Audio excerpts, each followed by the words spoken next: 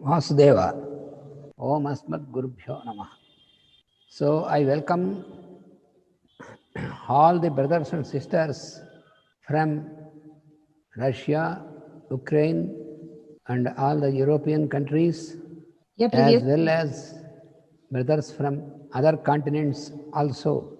I am very happy that we could meet together and to have an opportunity for such a good work together.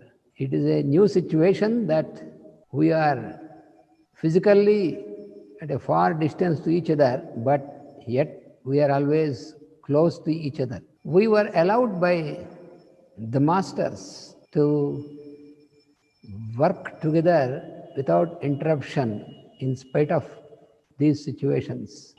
So this is evident that when we are ready to work mutually in a group for the good, for the welfare of everybody, then we are allowed to do this by the higher forces. So nobody will deny us, because this is for a good work belonging to whole of humanity. Because also this is not limited to any country or any race or any religion, or no, it is beyond all these limitations. So in our present session of the seminar, we have 3 classes every day. So one is a class on the homeopathic medicine, and another one is a class on the study of the golden stairs given by Madame Blavatsky, and the third class is a continuation of the study of spiritual astrology. You know already the schedule of the classes. Saturday and Sunday class of golden stairs in the morning, and in the afternoon it is astrology, and then followed by homeopathy on Saturday and Sundays. And so on the other days, it will be in the morning, it will be homeopathic class, and in the afternoon, it is this class of golden stairs, and followed by astrology class. So today, because it is Sunday, so we started with golden stairs. But before we start this study of the golden stairs, as I told you, I will give a short explanation about the 3 rituals during the Guru Puja, because it was requested by our brother Viktor Davidov from Ukraine. So I felt that it is also good that all our brothers and sisters will know about these rituals. I think most of you have already viewed these rituals during the Guru Pujas on the 11th, 12th and 13th of this month. So on the first day of Guru Pujas, that means on the 11th, it is the ritual of Shiva. It is called Rudra Abhisheka. So Rudra, all of you know, because for the last few years we have been studying about Rudra Suktam. So in this ritual, the main aspect is to take the Shiva Linga, all of you know the Shiva Linga, and chanting the mantras from the Rudra Suktam and other Suktams, we pour, first we pour milk, and then the yogurt, and then the ghee, and honey, and juices from the fruits. And after that, continuously, we keep pouring pure water. So the meaning of the word Abhishekam means pouring these liquids and this water, and during chanting these mantras. So before starting this pouring this water and these liquids on the Sivalingam, there was a little ritual which we made, which is the invocation of the Devas. So in this invocation, we invoke the Devas and we try to feel them accordingly in the parts of our body. Because you know that all the constitution of us, everything which, all the functions in our constitution, they are governed by the corresponding devas.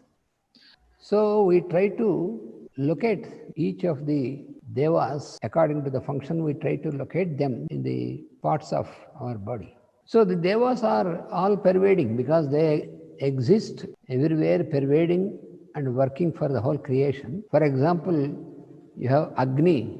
Agni is the fire.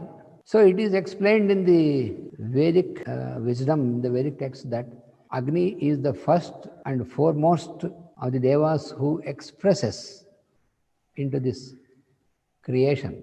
That is why when you look into the Vedic text, Agni is the first deva who is invoked in the Agni Suktam. There is a Suktam called Agni Suktam. So it is this Suktam which explains you the cosmic fire, the fire of this creation.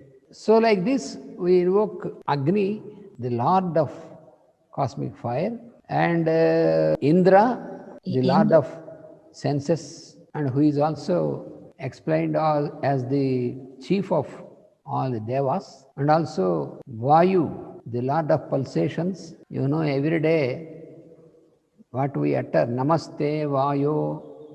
So salutations to Vayu. Vayu is Lord of pulsations. Because he is immediately perceptible to us, because you know, the pulsations which are going on in us is inhalation and exhalation. So he is the Lord of these pulsations. So therefore, before starting the actual ritual of pouring this water on the Sivalingam, before that, we invoke all the devas into the ritualistic place and also into our body.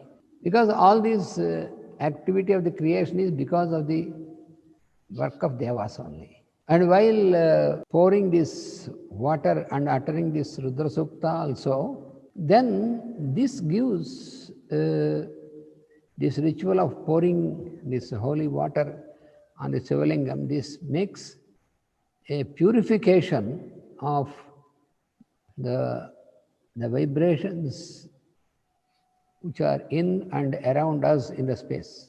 Because the sound of the mantrams, which when we are uttering this mantram in good intonation, then this sound creates a wonderful rearrangement of all the waves in the space, in the akasa, inside and outside around us. So you can feel the tranquility where your mind is absorbed, and you can feel the oneness with the Lord consciousness in us.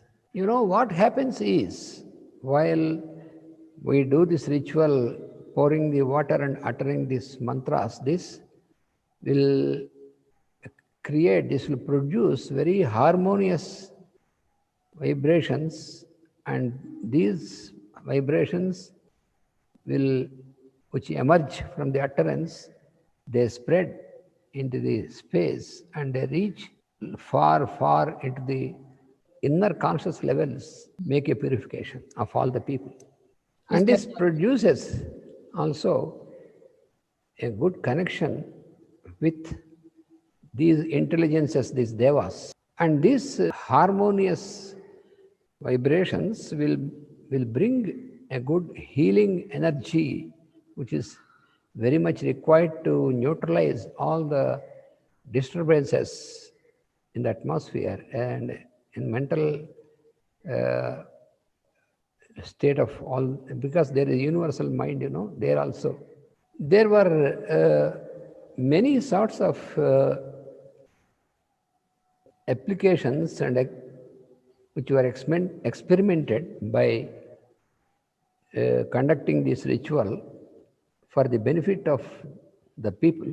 For example, there is, when it is the season for raining, when we require rain for our water, for us, for our water into the fields, and sometimes there is no rain and people are very worried, because if there is no rain, absolutely the heat will increase, and also there will be no water for the crops. Such drought situation happens. During these times, what we do is that we make this ritual in a large scale. Many people will gather together, preferably on a small hilltop, where we place this Sivalingam, and then chanting this Rudra Suktam and all this, we keep pouring the water for a certain number of times.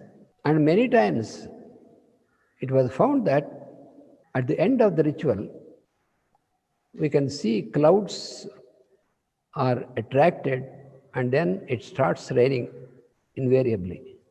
Because Rudra is the Lord of vibrations, and so this Rudra Suktam will make these vibrations in such a manner that because of this, you can have the grace of these devas, and then you can have such things like having rain, which is very much required. In this Guru Puja, on this occasion, we did this ritual to purify the whole atmosphere from all these last few months. Many people are affected by the pandemic, corona, and all such viruses and all these things. So to get purification and to get rid of these things, this ritual will help so much by these sound vibrations and by the pouring of this and all, this ritual. So now, on the second day of the Guru Puja, you have viewed a big fire ritual we have conducted. This is the ritual of Sudarshana. That means Sudarshana is explained as the you find when you see the picturization of the Lord, you find a wheel on the finger of the Lord, holding a wheel rotating.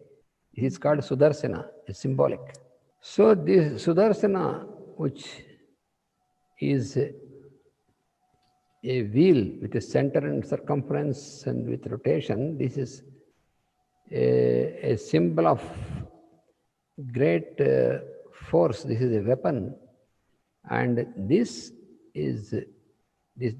destroys all the evil vibrations and evil effects on the being, like we have now, like this pandemic, and with which many people are affected. So to discard this is another ritual which we conducted. So this wheel, which is, it also symbolizes the manifestation of fire, the latent fire, and this is the higher energy which will make all these evil forces or dark forces that are trying to affect the beings, human beings and all other beings in the nature. So this ritual with this fire, this will be very powerful to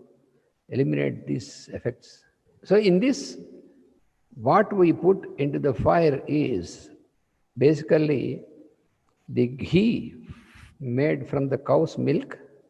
We bring some very special sticks from the trees which are having very healing power, which we put these sticks deep into into the ghee and put into the fire, uttering the particular mantras. Also, we take the grains of rice and another some grains of cereals, and then these grains also we put into the fire.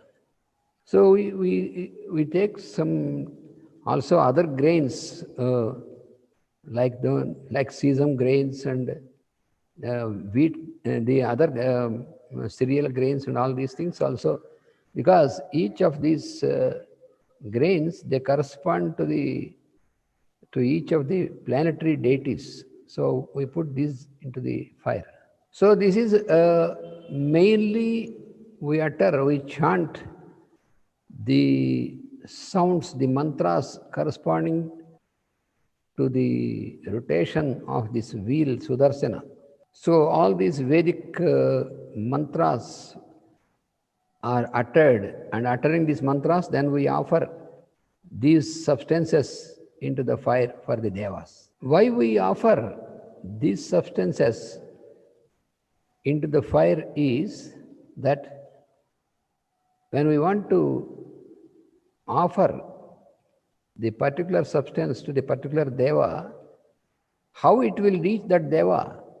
By offering into the fire, through the fire, it will reach the devas. It appears for the new person who doesn't know this phenomenon, it appears that how can some substance put in the fire, how it can reach the corresponding deva in the cosmos. You know, in the Vedic symbolism, Agni, the place of Agni, working place of Agni in our constitution, it is mainly from our mouth, which is the gateway, which is the entrance. All the systems in our body, you know, they need fuel to work, which we call food. All of us, we know that when food is required for the body, how can we know this requirement?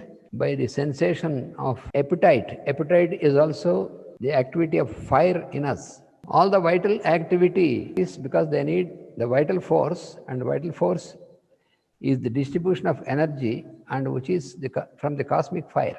We all of us, we know that when we eat or drink, when we take food or drink, it is only through the mouth.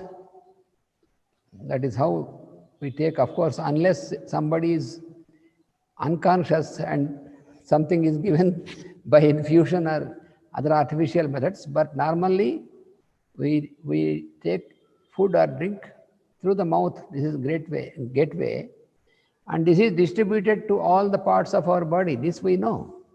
I'll give you another example to be more precise for you to understand. Suppose if anybody has headache, pain in the head, and the doctor has given some medicine. What we do, we take the medicine into the mouth. We won't make a hole in the head and put the medicine there. No, that we don't do. We take the medicine into the mouth, and this will cure the pain in the head.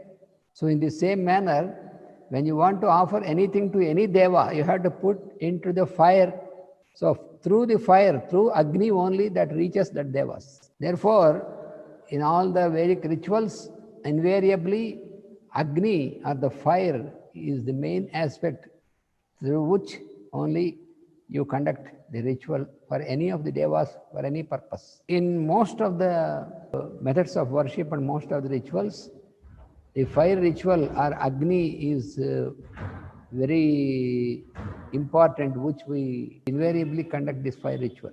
So this is in short about the fire ritual which we have conducted on the second day of Guru Puja. More explanation about the Vedic rituals is given by Master E.K., Book of Rituals. So now on the third day of the Guru Puja, we have conducted another ritual, sacred marriage of the Lord with the Mother Goddess. You know, the Lord of the universe is having his energy, which is called the goddess, the Mother Goddess, who is also called the symbolically the wife of the Lord.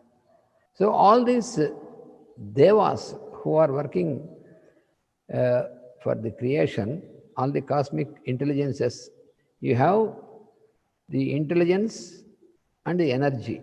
So the intelligence or the consciousness is the masculine aspect and the energy is the feminine aspect. So therefore, all the activity of the creation is manifested by the activity of both this consciousness and energy together.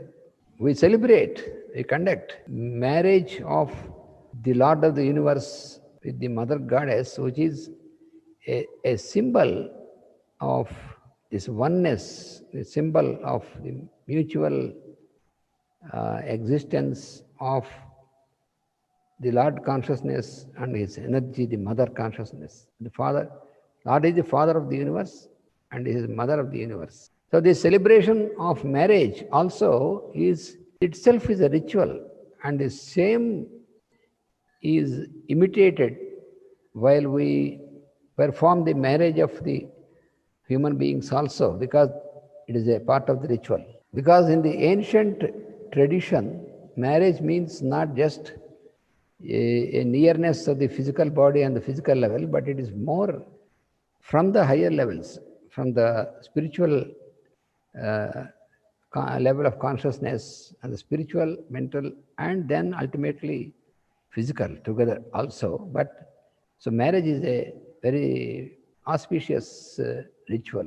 So all this procedure followed in performing the marriage of the Lord, the same thing is also imitated during the marriage of human beings also, with the same mantras, chanting these mantras. So this ritual of performing marriage at the Lord, it is by conducting this ritual, we can feel the very harmony in all the people who attend this. This is the purpose of this ritual is a universal harmony. So this is in short about these rituals during the Guru Pujas. Most of you are many times in India, and directly you have visualized the rituals, you have participated in the rituals. And this time, because you could not come, you have visualized this from this direct vision through these instruments. So we felt that you were also with us during this time. These rituals are not just confined or limited to any one part of the globe, to any one country, to any race, but every country, every race have their rituals, maybe in a little bit different manner, but the purpose is the same for all the rituals. The essential aspect of any ritual is an imitation of the cosmic phenomenon. So that is why scriptures and all the cultures you have these different rituals which are connected to the higher forces. So therefore you can find similarity. So now we will start about the study of the golden stairs given by Madame Blavatsky. So these golden stairs are given through Madame Blavatsky by Master Jwalkul. So what is the significance of these golden stairs, how they are applicable by the human beings? So we know that there is an inner light in any of the beings. So also in all of us, there is the inner light. So this inner light, what we call as the Lord consciousness or the I am. So we have to realize, we have to get into the experience of the light of the Lord consciousness I am in us. So every human being is given an opportunity to enter into the practice to get into this experience of the inner light. Actually, this is the very purpose of the process of evolution. You know, when we step into the human birth after so many millions of births before, then for some births, our consciousness is, even though we have stepped into the human life, but still it is not awakened to realize the inner light. So for some births, the human being, even after attaining a human body, for some births, for him, he feels that his physical body is the ultimate, and he could not realize beyond this. It is a natural process. Nature induces this process of evolution. So during these births and rebirths, this human being gradually gets awakened into the higher levels of his existence. So his consciousness raises into the individuality, personality, and ultimately to reach the soul level. So when our consciousness will reach that level of soul level, then we can experience the light, this inner light, and then our life in this world, this mundane world, it changes into a purposeful manner.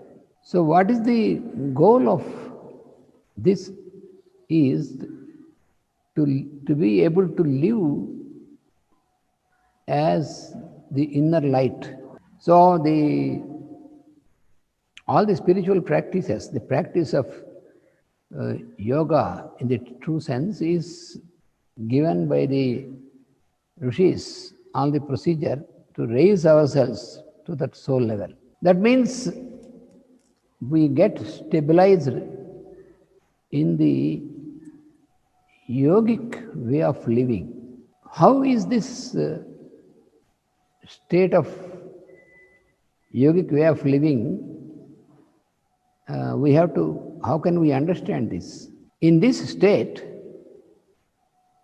our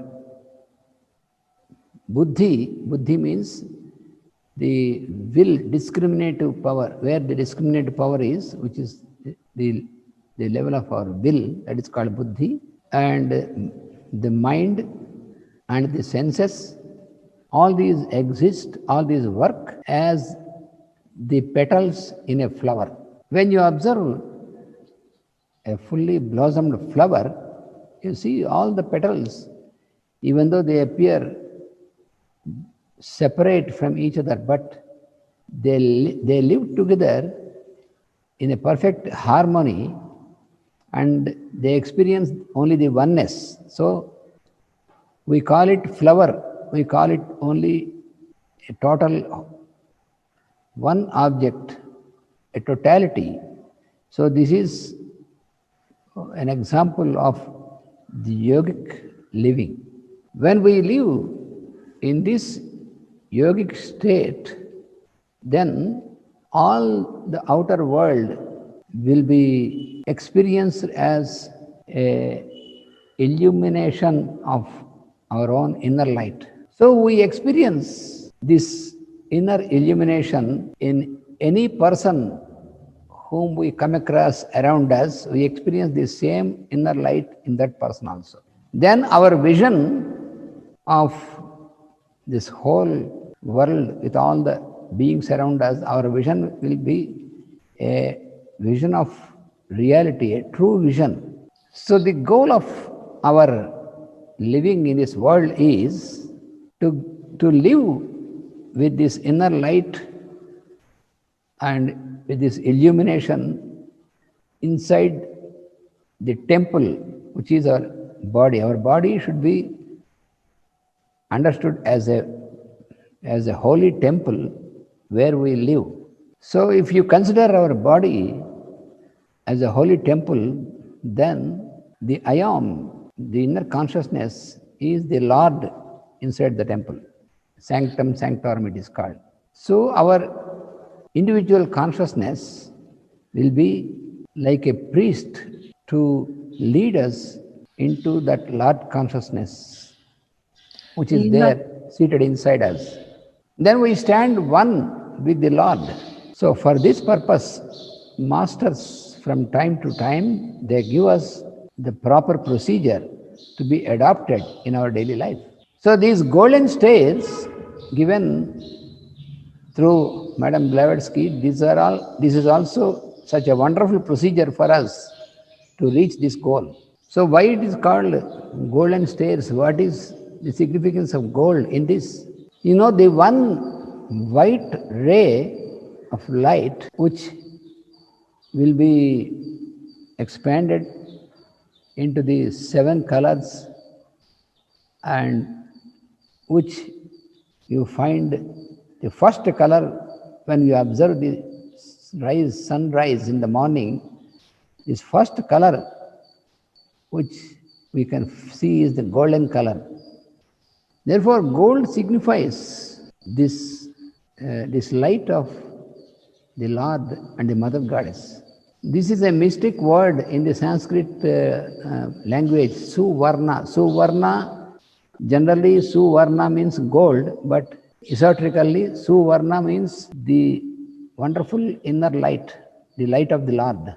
That is why these are called the golden stairs. So when we start to step up on these stairs, ultimately you will reach the light of the Lord in us. So there is also a symbol for meditation for this golden stairs. This symbol, just I will, you know this symbol of course, but just I will put it on the board for you to easily recollect this symbol.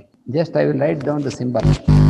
I hope all of you are familiar with this symbol. So there is a square within the circle, and then you have the cross within the square. So this quadrant you find during the day. Every day you can have the four quadrants. Quadrant means the four parts, the four quadrants. That means, you know, you have, when you find the four parts, one is the sunrise on the east, for example, sunrise, and then the meridian and sunset and midnight, like the four quadrants. And also during the month, you have the four quadrants correspondingly. That is, you have the full moon and you have the eighth of the moon phases, and then the new moon, and again the eighth of the moon phases. So two of the eighth phase and full moon and new moon. These are the four quadrants of the month. And every day the phenomenon of sunrise and sunset, they correspond to the starting of the creation and the dissolution. And you have the middle point between creation and dissolution and creation. So you have another quadrant here on that large scale. And so it is symbolically said that the Lord has four arms. This is 1, 2, 3, and 4. These are the arms of the Lord. And also it is said that the Lord has four faces. 1, 2, 3, and 4 faces. So that is why this whole symbol is given as the symbol of how this whole cosmos came into existence. Symbolically, this symbol is called the yantra of Vishnu. Vishnu means the Lord of pervasion. So, you know, before we made this symbol, you find only the space. That means it appears as nothing. So it started from the manifestation of a center, and from the center you have all the expansions of all the dimensions. So it is from the center to the circumference. So this explains us how the whole creation has come into existence from this seemingly nothingness. Because before this manifestation, everything appears that there is nothing. And after this whole manifestation is there of the creation, then it appears as if there is something. So, from seeming nothing into apparent something, this is the formula of this creation. So, all the beings, they come into existence through the illumination of the sun of our solar system. The sun is outcome of this all-pervading Lord consciousness. So therefore, these golden stairs are given for the meditation of this cosmic phenomenon to raise ourselves. So therefore, these golden stairs, they are not limited to any race or to any religion or to any country. They are all, these are given universally. So these golden stairs are given for all the times. So these golden stairs are given to us to be practiced in our daily life, to be able to raise ourselves into the experience of that inner light. If we do not put into practice, then even these golden stairs will be only, if you only utter them, read them, or just try to understand intellectually, then you'll have no benefit unless you put into practice. So these golden stairs, they open us, they open our consciousness towards this inner light. So every being, every human being has all these divine aspects hidden in himself. And so these golden stairs, when we utter it, we meditate upon it, and then start practicing it in our daily life, much devotion towards them. We must be devoted. Because they are so valuable for our purpose of our evolution to reach that inner light. Because the very purpose of why we are again and again given an opportunity of getting a new human life is for this purpose, that we have to work out this evolution to reach this higher level of consciousness, to be one with the Lord consciousness. So then we can live in this mundane world, but live as the inner light, and then we are completely, totally liberated from all the lower limitations. Then our total life is a harmonious experience. That is what is explained as the yogic life. So it is for this purpose that the masters, they have given such wonderful opportunities. Because this, for example, this golden stairs is given directly and in a very simple manner to be applicable. So we will start studying these golden stairs one by one during this session. And during this process of our study, when you have some questions regarding this subject, what we are going to deal, you can note that questions, and I will provide a time for you for these questions, where you can put your questions and I will try to answer them. So tomorrow we will start to study each of these golden stairs given through Madame Blavatsky. We will try to study them and how to how they are applicable in our daily life, we'll make a study how it is given by the masters. Thank you all. And then now it is a break. And Спасибо всем. then we will gather again for our next class at 2:30. That means 1 hour and a half from now.